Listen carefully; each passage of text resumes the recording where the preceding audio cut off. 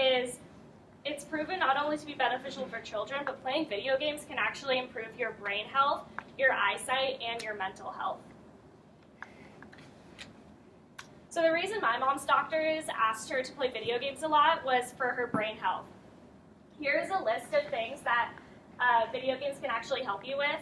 And in an article from the European Review of Aging and Physical Activity published in December 2011, it discussed how serious video games are starting to become more beneficial for elderly people in these areas, such as motor skills, social stuff, just empathy, media knowledge, etc. And this is a quote from the article. Serious games may be a reasonable low barrier, motivating, and a sustainable means to improve or at least delay the decrease of selected social, sensory, motor, cognitive, and emotional functions of elderly people.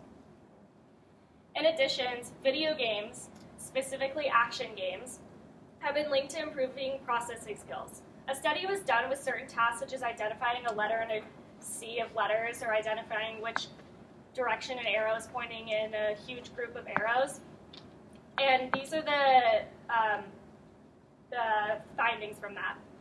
Results were published in Current Directions in Psychological Science article, Increasing Speed of Processing with Action Video Games, and it basically said that the results show that video game players outscored non-video game players in these areas with having a faster time. And you may think, oh, well, they did it faster, so maybe their answers weren't as correct, but actually there was only a difference of 0.01% in how they scored right in this. So video game players, they don't give up accuracy for speed. It's actually just they're able to process things better and have the same amount of accuracy as people as non-video game players.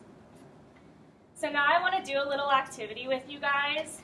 It's from the TED Talk called Your Brain on Video Games by Bevelier in June of 2012. And it's going to show examples of how your attention processing skills are better with people who play video games. So do we have any video game players in here? If you play a decent amount? Okay. So this is something we're going to do. So I'm going to show a ton of words, and the words are going to be in colors, and you're going to say the color of the word. And I'm going to go fast, so just go as fast as you can, okay? So ready? Yellow, purple, red, blue, green, yellow, green, yellow, red, blue, purple, yellow, purple, yellow. Okay, so as you can see, it got really difficult because I was giving you guys a challenge. I was putting up words that were words of a certain color, but they weren't in that specific color. And it's been shown, and by the neurologist Daphne Bevelier, who gave the speech, she actually concluded that good attention determines how well you can solve a problem, and people who play video games have better attention, so they're better able to process what the color is and say it out loud rather than reading the word, processing the color, and then saying it. In addition, another misconception about video games is that it leads to bad eyesight.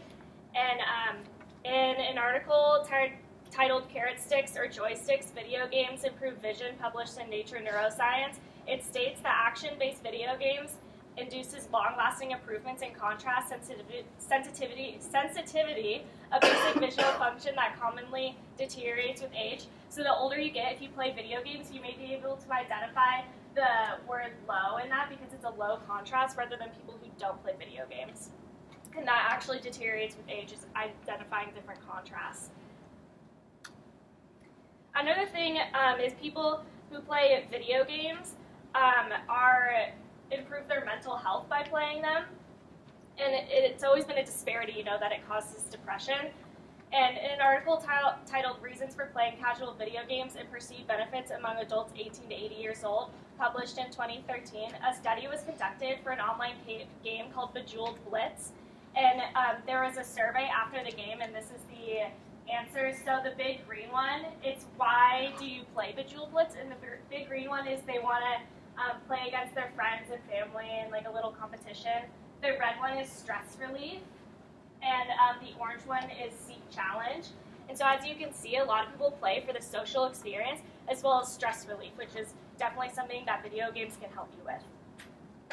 And even with that, people are starting to use video games as a type of therapy to help people deal with mental illness or cope, etc. So in journal Psychotherapy and Rehabilitation, published in 2011, After studies of seeing video games improve psychological well-being, the following was concluded. Based on the existing literature, serious games seem to be helpful for children, adolescents, and young children to improve A, specific positive attitudes, B, knowledge about different illnesses, and C, adherence to treatment.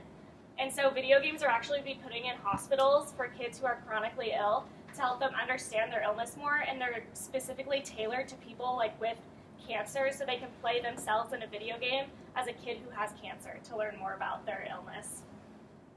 And it's not only with children as well.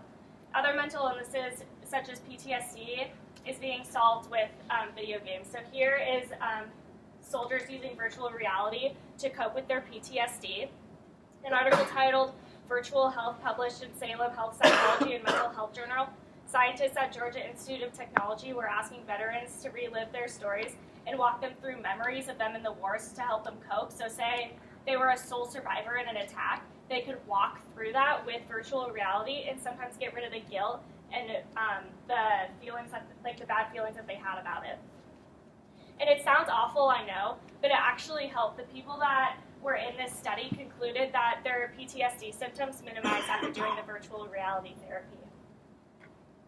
And anxiety and depression has definitely played a huge role in a lot of our lives being college students, and video games can actually help with that as well.